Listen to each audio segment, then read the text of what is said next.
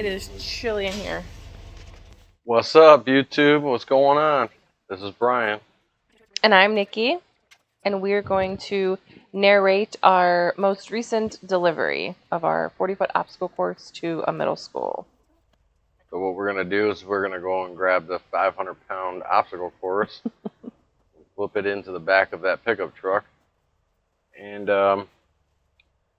a little more. It's a little bit of a challenge because of its size and its weight, but it's a lot easier than pulling a 16-foot trailer for one item. And if you see those bags in the corner blowing around, it was a windy day. So yeah, Gus got up 35 miles an hour, so it just with all the factors, it just made sense not to haul a trailer.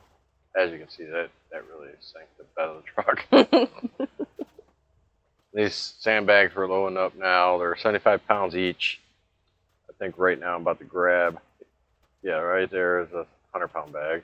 Why that one's 100 over the other ones, I don't know. But and now I'm going to go to our other unit and grab some more sandbags and the landing mat for the end of the obstacle course. Here I'm filling up our spray bottles with our Simple Green and Odoban diluted mixtures for cleaning, disinfecting, and sanitizing. Yeah, in the warehouse we have probably about 20 big gallon jugs that we dilute and fill with cleaning solution where we could just fill up our water bottles because we don't have water there. So that's the most efficient way. We bring a whole bunch of pre-filled containers to the warehouse for the season. Yeah, our warehouse is just a commercial storage unit. And so here we are going to try to wedge in the landing mat behind the tailgate.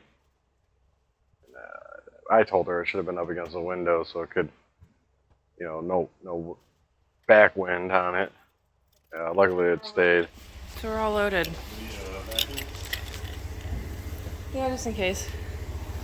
So the last time this obstacle course went out was October. It was rainy and fall, so leaves. It was at a park. And the only place we could set it up was under a tree or near a tree. And of course, a big storm came through, started raining, dropped down a whole bunch of leaves on it, and it was soaked. Oh, when do you know? So, we are a little nervous that it might be still slightly damp. We did bring it back and clean it at the warehouse and dry it out, but my biggest fear is opening up stuff after it's been sitting in the warehouse over winter because you never know if it's wet, if it has a little bit of dampness, it can get moldy, it can get slimy, even though we try to dry them out as best as possible. And this is going indoors at a church or a school. So it's really embarrassing if you open up something dirty. Even though the event's not till tomorrow, we'd have plenty of time to wipe it down. It's still kind of weird and embarrassing. So we'll see when we go to deliver it and open it up. Dun dun dun.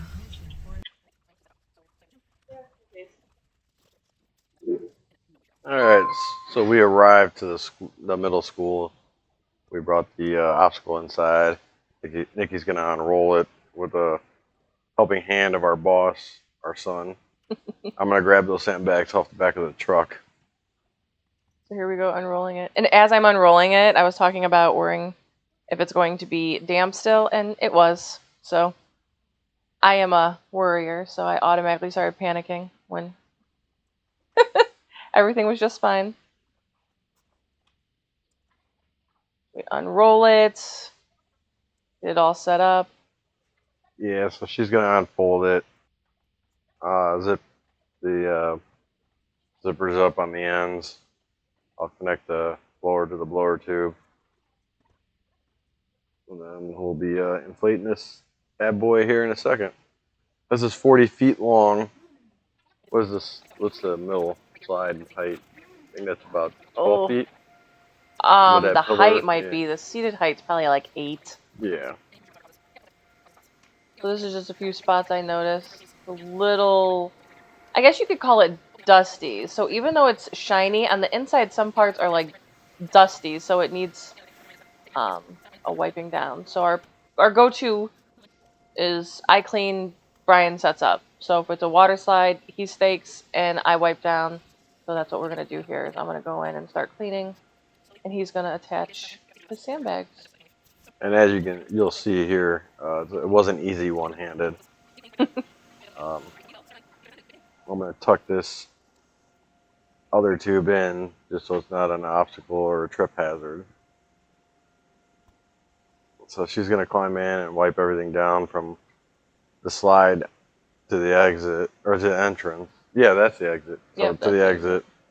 And I'm gonna go around, attach the sandbags, and wipe down all the outside so we can have it sanitized, disinfected, and cleaned for the kids and the faculty. And this did, so because it was sitting, maybe we should try the dryer sheet trick, putting dryer sheets in, but it did smell like a weird minty, musty smell. So, but by time we were done, it was pretty, Air it out. yeah, it was pretty aired out. Plus we have that Odoban is a odor neutralizer, so that helps neutralize a lot of any odor. So, like, it smelled like a gym. Yeah, I know you're gonna say, yeah, but you're in a gym, so duh. But no, it smelled like a being on top of it. You could a distinct smell coming where it's coming from, and it wasn't strong or overpowering or like, oh god, but you could tell it sat in storage for about 5 months, and just had a musty smell, and we just wanted to tidy it up, you know, eliminate smell and dust. And our big thing is safety and cleanliness, so we want every unit delivered to be shiny like you see it there and clean, and so that's why I think that's why I stress so much about it. I don't ever want to lose that integrity of our clean, safe units. yeah, we want a reputation for being fun, clean, and safe, and you know, that's about building your brand too. It's not just your company name; it's about your reputation. You know, what you represent and your reputation. And we want to build a strong brand. You know, we want a strong presence in our community. And first and foremost, we got to think about the customer and their health and safety. Yeah. And you know, our communities rely on us to deliver that. So that's what we do. And for cleaners, we do use, like you said, the Odoban, either lavender or eucalyptus. We switch it up, and simple green, diluted. And this gym was hot. It is always hot. We didn't get a video of the ceiling or in the gym, but they had some big, huge vents blowing down. I think there was like, when I looked up, it looked like about 8 to 10 vents, huge vents, just full power blaring down.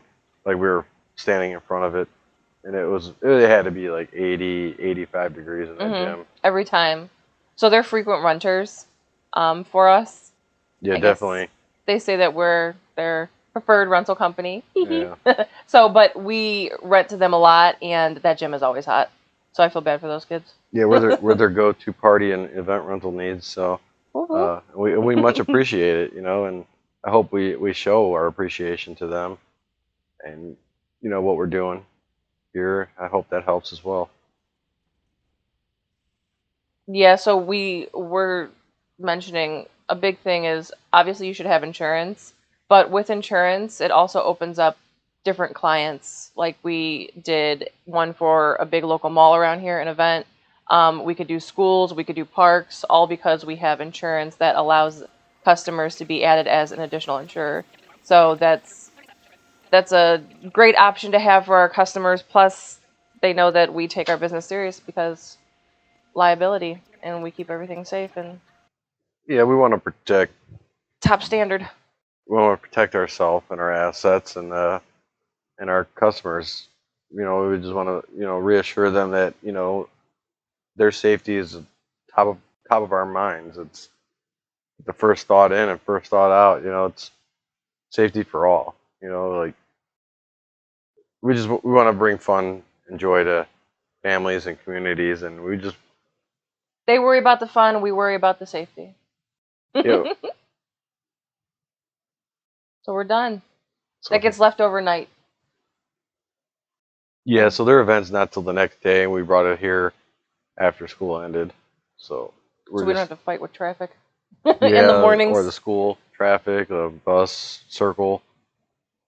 So here we're just gonna load up the dolly and head on back to the house. All right, so now it's the next day, and we got the obstacle flipped on its side because this is probably the easiest and quickest, most efficient way to clean it, and it just cuts cleaning time down and by 3/4. We save a bunch of time by not running through it. And here I'm pointing out scuff marks from shoes because there's always those kids that think they're above rules and they're gonna do whatever they want. And wear the shoes. Another great thing, and you should always be cleaning after, but when you clean on spot and you find damage, you're right there. Yeah. So you're not leaving the property. We don't consider this damage. It's just one of those things that's annoying. Now we got to work on getting the scuff out. But say if something is damaged, you find it right then and there, bring it up to the customer, and there's, you take pictures. We report pretty much 75% of our setup. So there's no arguing like, yeah, this is damage. It wasn't there, and now it is. So it's a great tool to have when you clean and inspect right after the event when you're at pickup. Yeah, make sure you always inspect. If you're not going to clean on site, at least inspect. So if you can come back and say, hey, you got silly string on our stuff, it's front and center. You bring it to their attention, and they can't deny what's right there. Yeah. And then We've had a couple times where we didn't necessarily mention anything or take pictures of, say, a very dirty unit. We had our guys just clean them and leave, which is fine. But then we can't. It's hard to go back and say, yeah, you left it filthy when we don't really have any evidence. So, lesson learned. All we can do is be like, look, here's a timestamp, and then they can be like, well, prove that you were here at this time. So that's why it's very important. Those are rare cases. Yeah, but Always if it happens, bring them out. Because they're going to be inside at pickup. They're going to be, your best friend at drop off and your Dr. Evil at pickup. So you always want to just, go grab them and show them, be like, hey, look, blah, blah, blah. There's some damage. I might have to charge you if we can't get it out. We're definitely going to charge you for cleaning or, our time spent. So just bring it up. All right, so what we're doing now is we pulled all the sandbags off, and then Nikki ran through the inside again and wiped it all down. Yep. I did the outside again, and now we're just deflating it, taking the blower off, and getting it ready to be rolled. Yeah, so we lay it flat on the bottom surface, and we pull everything, all the walls in to the middle. Where the seams are, so where the stitching is on the bottom to the wall, we'll bring all that to the edge. We make that the edge, an edge, and we're gonna bring them in and flatten it out. And I call it rolling it, folding in halves. Nikki calls it rolling and folding it in thirds. It's thirds. Whatever. So we have the kids. They help. They know what to do. Stomp all the air out. Here's the thirds. Yeah, but you're not when it's completely folded over. It's not a third. It's a half. It's half the size. So my thought is, that one side is 1. The other side we're touching now is 2, and the bottom is a third. Yeah, I get your theory, and I'm sure other people do. But this is half the width of the bottom, so that's why I call it half. But the goal is to have both of those sides touching, like that yellow and purple piece. Somebody should tuck that in. There it is. So we're going to walk it out one last time. We're going to start from the exit, walk to the entrance, and then we're going to start our roll.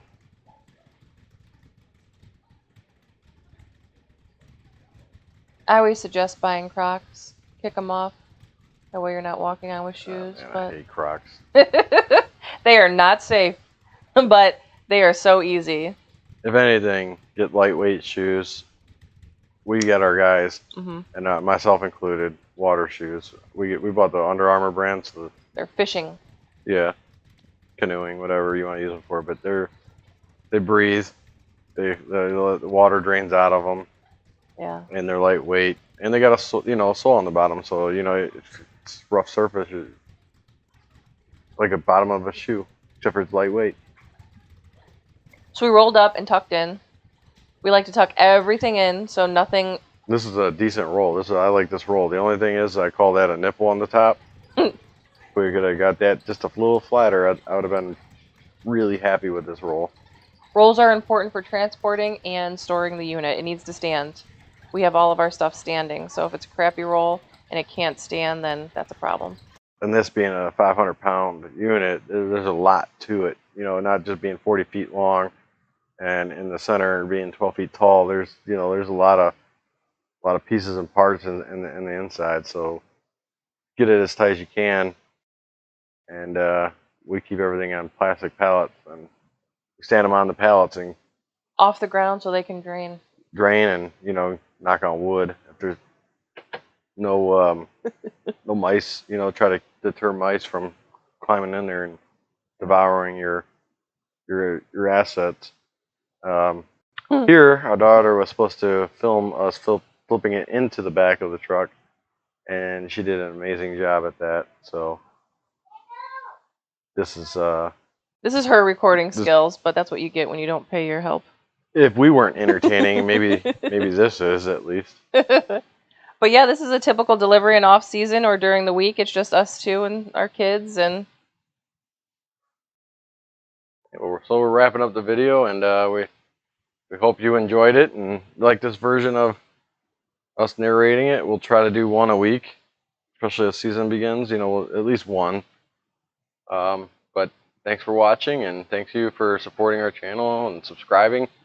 Please hit the bell for notifications and hit that like button, and let all your friends know.